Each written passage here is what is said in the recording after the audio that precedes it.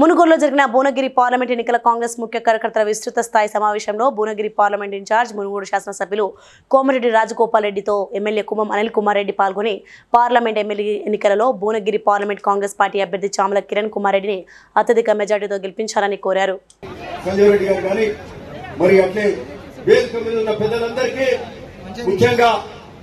మాకు మీకు ప్రియతమ నాయకులు కోమటిరెడ్డి రాజగోపాల్ రెడ్డి గారు, వీర్ లైలయ్య గారు, పెద్దలు రోహిత్ చౌదరి గారు, జనగామ ప్రతాప్ రెడ్డి గారు, మరి కైలాస్ శ్వేత గారు, వేదిక మీద ఉన్న పెద్దలందరికీ కూడా పేరు పేరున మా జయప్రకాష్ గారు, మరి పూల రవీందర్ గారు, మరి అందరికీ పేరు పేరున ఇక్కడ విచ్చేసిన ప్రతి ఒక్కరికి మరి ఆశిస్తున్నట్టుగా వారు ఉన్నత పదవి, మరి వారు మంత్రి పదవి వారికి మరి మీరందరూ అనుకున్నట్టుగా రావాలని కూడా కోరుకుందాం.